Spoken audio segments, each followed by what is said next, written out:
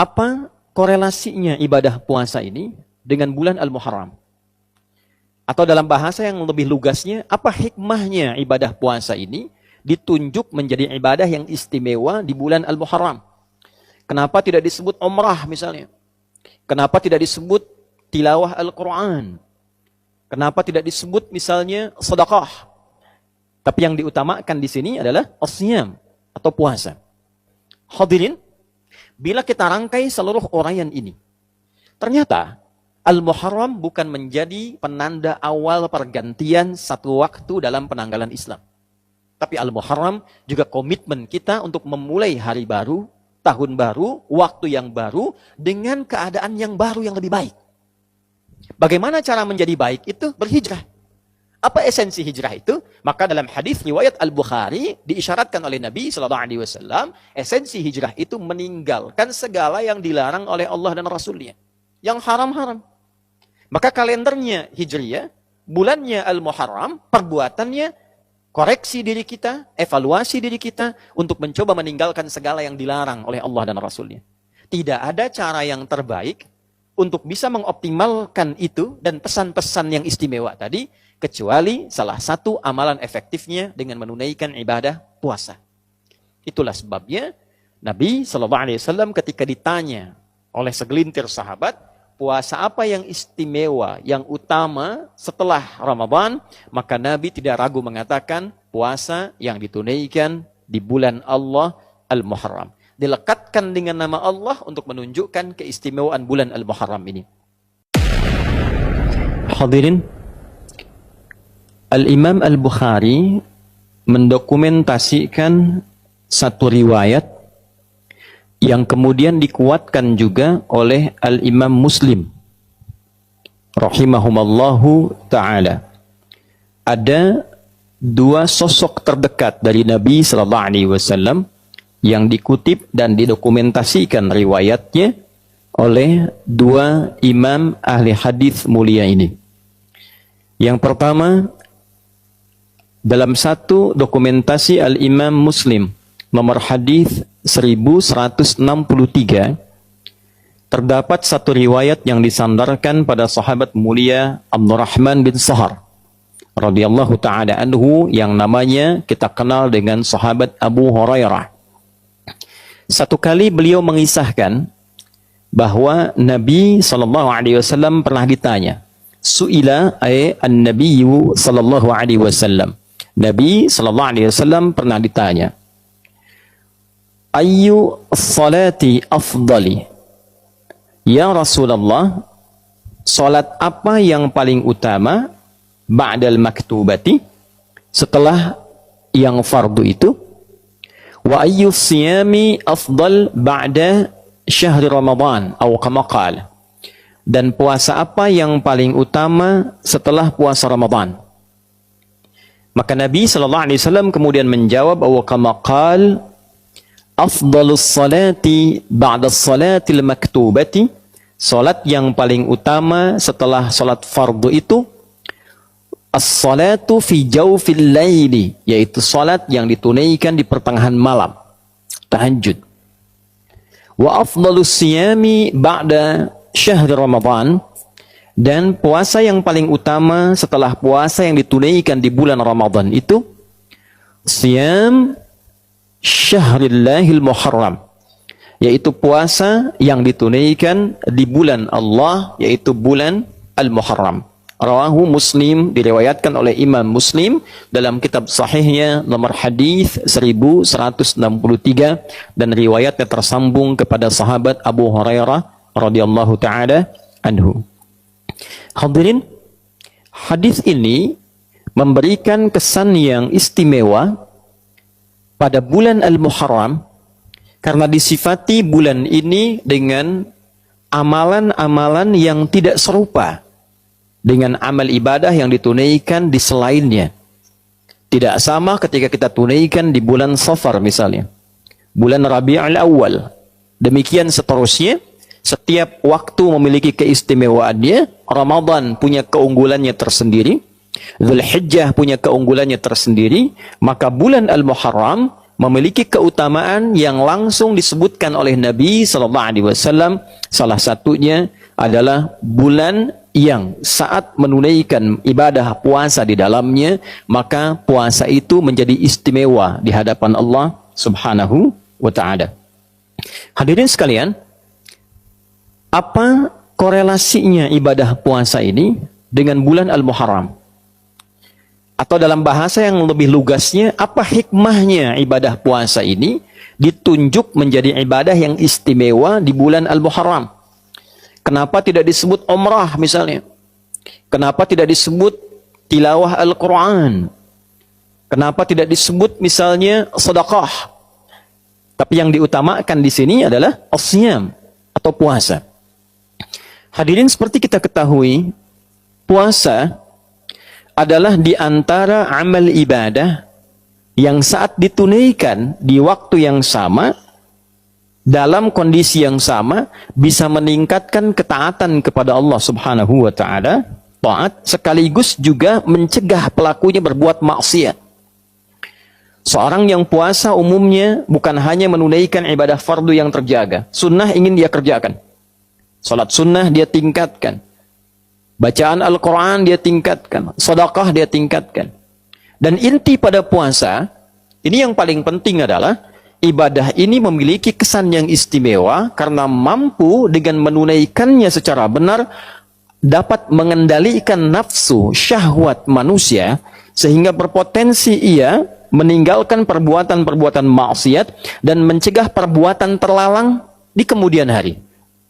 Seseorang yang menunaikan puasa, tentu tidak akan ia mengorbankan puasanya dengan berdusta. Tentu tidak akan terdorong dirinya untuk mencela. Akan menahan tangannya untuk mencuri. Akan menahan sikapnya untuk mengerjakan selalu perbuatan-perbuatan yang mulia saja. Itulah siyam. Itulah fadilah menunaikan ibadah puasa. Dan dengan inilah kemudian para ulama seringkali memberikan highlight, garis bawah, bahwa dengan menunaikan ibadah puasa itu kita mampu mengendalikan diri. Inti puasa pengendalian diri. Inti puasa pengendalian nafsu. Seseorang yang mampu mengendalikan nafsunya, maka ia akan mampu mencegah dirinya berbuat maksiat. Itulah sebabnya nafsu ketika disebut dengan fujur di antara namanya, lawannya adalah takwa. Wa nafsi wa ma sawwaha fa'alhamaha fujuraha wa taqwaha. Tujuan puasa mengendalikan nafsu, meningkatkan takwa. Itulah sebabnya ketika 30 hari atau 1 bulan kurang lebih kita menunaikan ibadah puasa Ramadan, tujuan terbesarnya adalah meningkatkan takwa, mengendalikan nafsu. Ya ayyuhalladzina amanu kutiba alaikumussyam kama kutiba alal ladzina min qablikum la'allakum tattaqun. Dengan menunaikan puasa itu diharapkan takwanya meningkat. Bila takwa sudah meningkat, otomatis nafsunya ditekan. Bila takwa meningkat, taatnya naik. Maka maksiatnya ditekan. Maksiat itu cenderung mendorong pelakunya untuk berbuat sesuatu yang terlarang. Perbuatan yang terlarang dalam syariat disebut dengan muharram. Mencuri terlarang, maka mencuri itu muharram. Minum khamar, miras santika itu muharram. Korupsi itu muharram. Berdusta itu muharram. Hukum yang melekatkan pada setiap perbuatan yang dilarang, hukumnya disebut dengan haram namanya. Mencuri itu muharram, hukumnya haram. Korupsi itu muharram, hukumnya haram. Bila kita ingin berlatih meninggalkan segala yang dilarang itu, dan memulai pada waktunya kita untuk mempraktekkan itu, di waktu ini saya ingin meninggalkan segala yang dilarang. Maka rumusnya diantaranya dalam bahasa Arab, tambahkan al pada nama kalimatnya. Sesuatu yang dilarang muharram, tambahkan al disebut dengan al-muharram.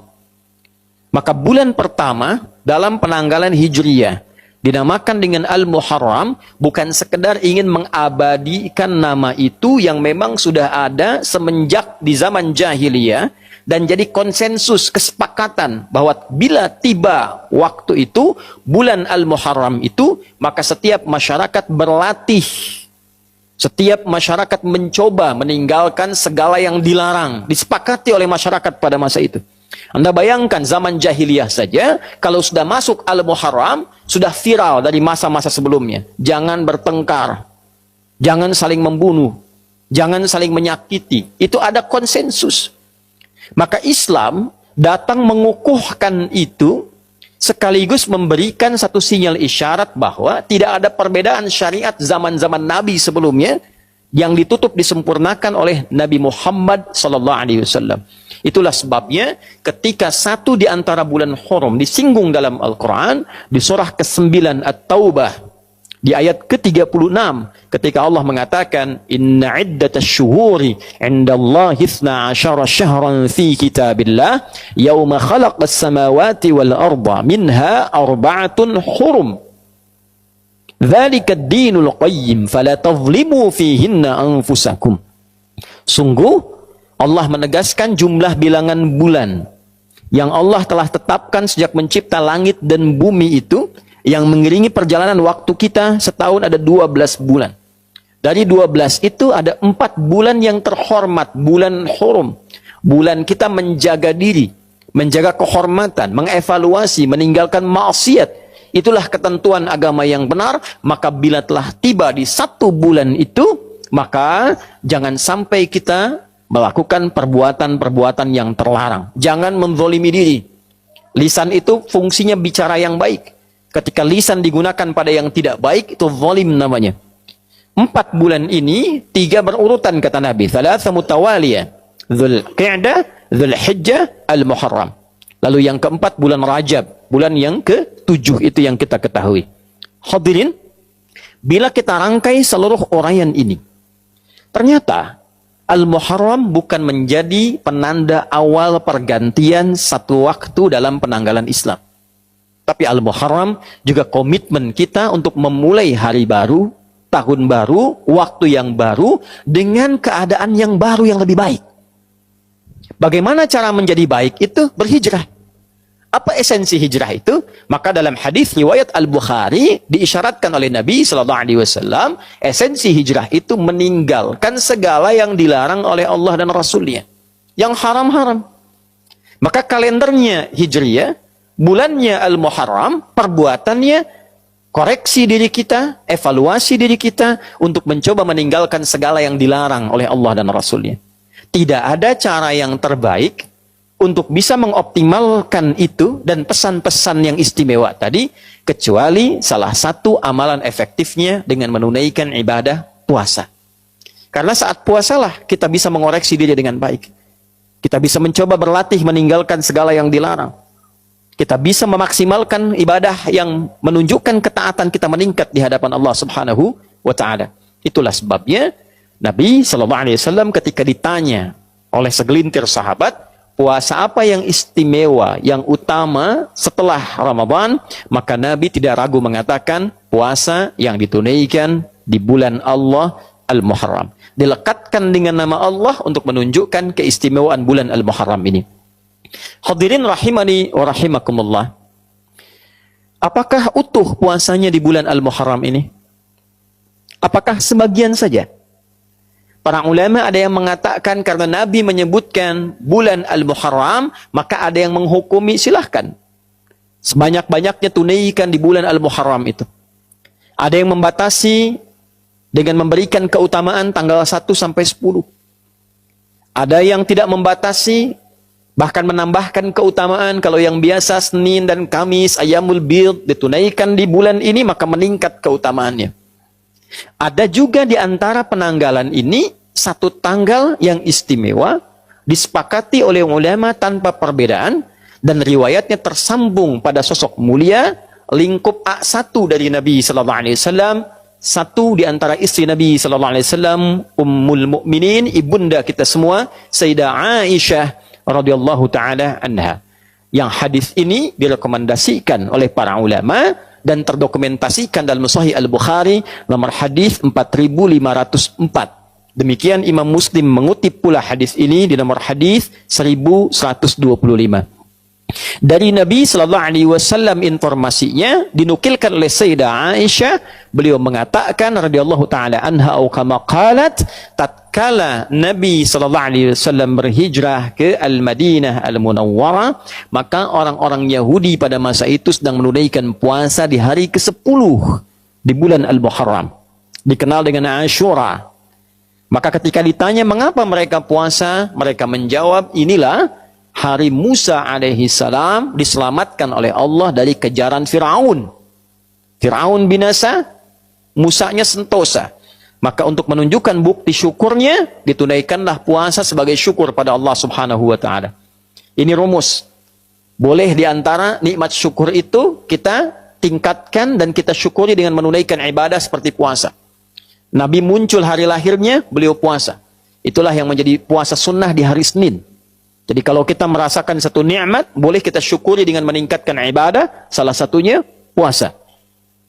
Hadirin sekalian, maka Nabi berkomentar, saya lebih berhak dibandingkan dengan Musa. Maka beliau kemudian menunaikan puasa, meminta umatnya juga menunaikan puasa, sebagai penghormatan pada peristiwa itu. Dan ketika tiba Ramadan, Nabi memerintahkan umatnya memilih, mau tunaikan silahkan, mau tidak juga tidak mengapa.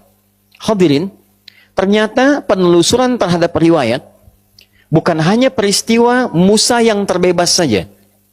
Nabi Adam alaihissalam turun ke bumi dan diterima taubatnya oleh Allah setelah menyampaikan kalimat indah yang diterima dari Allah, Rabbana zalamna anfusana wa illam taghfir lana wa tarhamna lanakunanna minal khasirin, yang diabadikan di Al-A'raf itu ternyata terjadinya 10 Al-Muharram.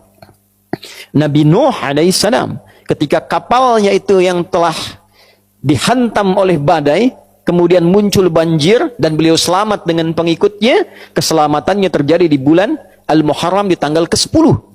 Dan peristiwa-peristiwa besar lain banyak mengiringi, menunjukkan perubahan, menunjukkan evaluasi, menunjukkan muhasabah yang inti seluruhnya ini terdapat dalam puasa.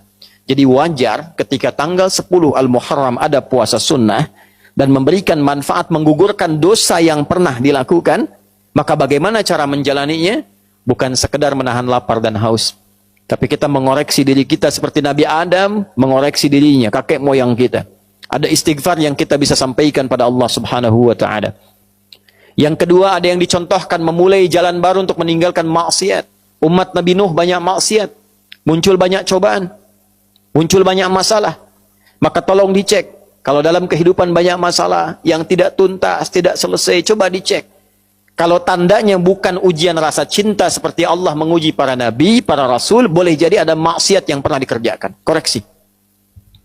Atau kita tunjukkan bukti syukur pada Allah. Selama ini jarang kita syukuri nikmat. Banyak meminta sesuatu yang tidak ada, yang ada lupa disyukuri. Maka ambil pada kisah Nabi Musa diselamatkan dari Firaun, syukuri. Maka niatkan hari ke-10 itu kita menunaikan puasa untuk mensyukuri nikmat Allah yang didapatkan sampai detik itu. Yang kedua, kita komitmen mengoreksi diri untuk menjadi pribadi yang lebih baik. Dan yang selanjutnya, kita menatap masa depan dengan menyiapkan agenda-agenda baru yang diridhai oleh Allah Subhanahu wa ta'ala. Itulah Al-Muharram, itulah awal bulan Hijriyah. Bukan sekedar berganti tanggal, berganti tahun, berganti tulisan, tapi menghadirkan komitmen yang berganti dari maksiat kepada taat. Barakallahu li wa lakum fil Qur'anil azim. ونفعني وإياكم بما فيه من الآيات وذكر الحكيم وتقبل مني ومنكم تلاوته إنه هو السميع العليم ادعوا الله يستجب لنا ولكم جميعا اللهم نحمدك حمدا كما علمتنا أن نحمدك ونشكرك شكرا كما علمتنا أن نشكرك أنت المقدم وأنت المؤخر بيدك الخير إنك على كل شيء قدير ربنا لا تدع لنا في مقامنا هذا وفي كل مقام ذنبا إلا غفرته ولا هما إلا فرجته ولا دينا إلا قضيته ولا مريضا إلا شفيته ولا حاجة من حوائج الدنيا والآخرة فيها لك رضا وفيها لنا الصلاح إلا قضيتها يا أرحم الراحمين اللهم تبنا إليك توبة نصوحا كفر عنا سيئاتنا واغفر لنا ذنوبنا في هذا الشهر المبارك محرم يا الله شهرك المبارك المعظم يا أرحم الراحمين اللهم اغفر للمسلمين والمسلمات والمؤمنين والمؤمنات الأحياء منا والأموات إنك سميع قريب مجيب الدعوات ويا قاضي الحاجات اللهم سلمنا والمسلمين الراحمين سلمنا والمؤمنين يا خير الناصرين اللهم انصر إخوتنا في فلسطين واجعل أحياءهم مجاهدين في سبيلك وموتاهم شهداء وألحقنا معهم في رحمتك يا أرحم الراحمين واجعلنا من المصلين في مسجد الأقصى قبل وفاتنا يا أرحم الراحمين اللهم احفظ بلادنا أندونيسيا واجعلها بلدة طيبة وأنت ترضاها واهدي يا الله أمراءها ورؤساءها يا أرحم الراحمين يعدلوا في قرارهم ليخففوا حسابهم يوم القيامة يا أرحم الراحمين اللهم احفظ علماءنا واجعلهم مخلصين لك الدين يا أرحم الراحمين وبارك هذا المبنى مدرسة أخيار ومعهدها يا رب العالمين اللهم ربنا آتنا في الدنيا حسنة وفي الآخرة حسنة وقنا عذاب النار وصلى الله على سيدنا محمد وعلى آله وصحبه وذريته وأمته إلى يوم الدين وآخر دعوانا سبحانك اللهم ربنا وبحمدك نشهد أن لا إله إلا أنت نستغفرك ونتوب إليك والحمد لله رب العالمين عباد الله إن الله يأمر بالعدل والإحسان وإيتاء ذي القربى وينهى عن الفحشاء والمنكر والبغي يعظكم لعلكم تذكرون ولذكر الله أكبر والله يعلم ما تصنعون أقيموا الصلاة يرحمكم الله. Apa korelasinya ibadah puasa ini dengan bulan Al-Muharram? Atau dalam bahasa yang lebih lugasnya, apa hikmahnya ibadah puasa ini ditunjuk menjadi ibadah yang istimewa di bulan Al-Muharram? Kenapa tidak disebut umrah misalnya? Kenapa tidak disebut tilawah Al-Quran? Kenapa tidak disebut misalnya sedekah? Tapi yang diutamakan di sini adalah as-siyam atau puasa. Hadirin, bila kita rangkai seluruh uraian ini, ternyata Al-Muharram bukan menjadi penanda awal pergantian satu waktu dalam penanggalan Islam. Tapi Al-Muharram juga komitmen kita untuk memulai hari baru, tahun baru, waktu yang baru, dengan keadaan yang baru yang lebih baik. Bagaimana cara menjadi baik itu? Berhijrah. Apa esensi hijrah itu? Maka dalam hadis riwayat Al-Bukhari diisyaratkan oleh Nabi SAW, esensi hijrah itu meninggalkan segala yang dilarang oleh Allah dan Rasulnya. Yang haram-haram. Maka kalendernya Hijriyah, bulannya Al-Muharram, perbuatannya koreksi diri kita, evaluasi diri kita untuk mencoba meninggalkan segala yang dilarang oleh Allah dan Rasulnya. Tidak ada cara yang terbaik untuk bisa mengoptimalkan itu dan pesan-pesan yang istimewa tadi, kecuali salah satu amalan efektifnya dengan menunaikan ibadah puasa. Itulah sebabnya Nabi SAW ketika ditanya oleh segelintir sahabat, puasa apa yang istimewa, yang utama setelah Ramadan, maka Nabi tidak ragu mengatakan puasa yang ditunaikan di bulan Allah Al-Muharram. Dilekatkan dengan nama Allah untuk menunjukkan keistimewaan bulan Al-Muharram ini. Hadirin, Al-Imam Al-Bukhari mendokumentasikan satu riwayat yang kemudian dikuatkan juga oleh Al-Imam Muslim rahimahumallahu ta'ala. Ada dua sosok terdekat dari Nabi SAW yang dikutip dan didokumentasikan riwayatnya oleh dua imam ahli hadis mulia ini. Yang pertama, dalam satu dokumentasi Al-Imam Muslim nomor hadis 1163 terdapat satu riwayat yang disandarkan pada sahabat mulia Abdurrahman bin Sahar radhiyallahu taala anhu yang namanya kita kenal dengan sahabat Abu Hurairah. Satu kali beliau mengisahkan bahwa Nabi SAW pernah ditanya, su'ila an-nabiyyu sallallahu alaihi wasallam. Nabi SAW pernah ditanya, ayyu salati afdali? Ya Rasulullah, salat apa yang paling utama ba'dal maktubati, setelah yang fardu itu? Wa ayyu siyami afdal ba'da syahri Ramadan atau kama qala? Dan puasa apa yang paling utama setelah puasa Ramadan? Maka Nabi SAW kemudian menjawab, wa kama qala afdalus salati ba'da salatil maktubati Salat yang paling utama setelah salat fardu itu as-salatu fi jawfil laili, yaitu salat yang ditunaikan di pertengahan malam, tahajud. Wa afdalus siyami ba'da syahr Ramadan, dan puasa yang paling utama setelah puasa yang ditunaikan di bulan Ramadan itu siyam syahrillahil muharram, yaitu puasa yang ditunaikan di bulan Allah, yaitu bulan Al-Muharram. Rawahu Muslim, diriwayatkan oleh Imam Muslim dalam kitab sahihnya nomor hadis 1163, dan riwayatnya tersambung kepada sahabat Abu Hurairah radhiyallahu taala anhu. Hadirin, hadis ini memberikan kesan yang istimewa pada bulan Al-Muharram karena disifati bulan ini dengan amalan-amalan yang tidak serupa dengan amal ibadah yang ditunaikan di selainnya. Tidak sama ketika kita tunaikan di bulan Safar misalnya, bulan Rabiul Awal.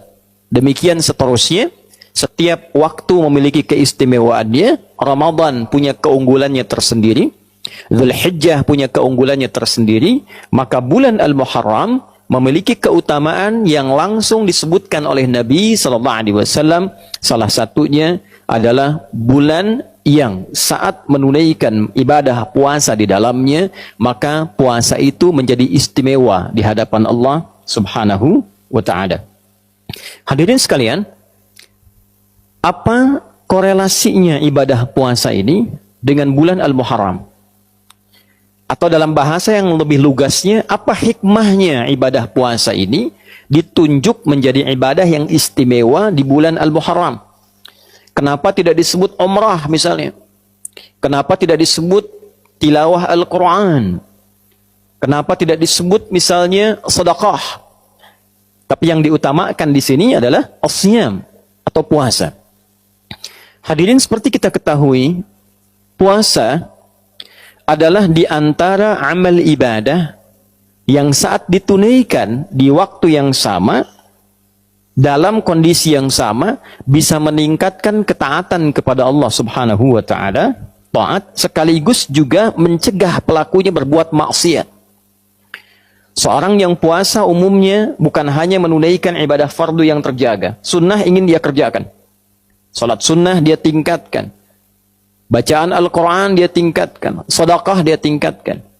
Dan inti pada puasa ini yang paling penting adalah ibadah ini memiliki kesan yang istimewa karena mampu dengan menunaikannya secara benar dapat mengendalikan nafsu syahwat manusia sehingga berpotensi ia meninggalkan perbuatan-perbuatan maksiat dan mencegah perbuatan terlarang di kemudian hari.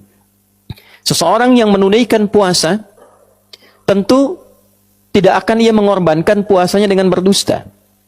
Tentu tidak akan terdorong dirinya untuk mencela, akan menahan tangannya untuk mencuri, akan menahan sikapnya untuk mengerjakan selalu perbuatan-perbuatan yang mulia saja. Itulah siyam, itulah fadilah menunaikan ibadah puasa. Dan dengan inilah kemudian para ulama seringkali memberikan highlight, garis bawah, bahwa dengan menunaikan ibadah puasa itu kita mampu mengendalikan diri. Inti puasa pengendalian diri, inti puasa pengendalian nafsu. Seseorang yang mampu mengendalikan nafsunya, maka ia akan mampu mencegah dirinya berbuat maksiat. Itulah sebabnya nafsu ketika disebut dengan fujur di antara namanya, lawannya adalah takwa. Wa nafsi wa ma sawwaha fa'alhamaha fujuraha wa taqwaha. Tujuan puasa mengendalikan nafsu, meningkatkan takwa. Itulah sebabnya ketika 30 hari atau 1 bulan kurang lebih kita menunaikan ibadah puasa Ramadan, tujuan terbesarnya adalah meningkatkan takwa, mengendalikan nafsu. Ya ayyuhalladzina amanu kutiba alaikumussyam kama kutiba alal ladzina min qablikum la'allakum tattaqun. Dengan menunaikan puasa itu diharapkan takwanya meningkat. Bila takwa sudah meningkat, otomatis nafsunya ditekan. Bila takwa meningkat, taatnya naik, maka maksiatnya ditekan. Maksiat itu cenderung mendorong pelakunya untuk berbuat sesuatu yang terlarang. Perbuatan yang terlarang dalam syariat disebut dengan muharram. Mencuri terlarang, maka mencuri itu muharram. Minum khamar, mirasantika itu muharram. Korupsi itu muharram. Berdusta itu muharram. Hukum yang melekatkan pada setiap perbuatan yang dilarang, hukumnya disebut dengan haram namanya. Mencuri itu muharram. Hukumnya haram. Korupsi itu muharram. Hukumnya haram. Bila kita ingin berlatih meninggalkan segala yang dilarang itu, dan memulai pada waktunya kita untuk mempraktekkan itu, di waktu ini saya ingin meninggalkan segala yang dilarang. Maka rumusnya di antaranya dalam bahasa Arab, tambahkan al pada nama kalimatnya. Sesuatu yang dilarang muharram, tambahkan al disebut dengan al-muharram. Maka bulan pertama dalam penanggalan Hijriyah dinamakan dengan Al-Muharram, bukan sekedar ingin mengabadikan nama itu yang memang sudah ada semenjak di zaman jahiliyah, dan jadi konsensus, kesepakatan bahwa bila tiba waktu itu, bulan Al-Muharram itu, maka setiap masyarakat berlatih, setiap masyarakat mencoba meninggalkan segala yang dilarang, disepakati oleh masyarakat pada masa itu. Anda bayangkan zaman jahiliyah saja, kalau sudah masuk Al-Muharram, sudah viral dari masa-masa sebelumnya. Jangan bertengkar, jangan saling membunuh, jangan saling menyakiti. Itu ada konsensus. Maka Islam datang mengukuhkan itu, sekaligus memberikan satu sinyal isyarat bahwa tidak ada perbedaan syariat zaman-zaman Nabi sebelumnya yang ditutup disempurnakan oleh Nabi Muhammad SAW. Itulah sebabnya ketika satu di antara bulan Hurum disinggung dalam Al-Quran, di surah ke-9 At-Taubah, di ayat ke-36, ketika Allah mengatakan, Inna iddatash syuhuri indallahi 12 syahran fi kitabillah, yawma khalaqas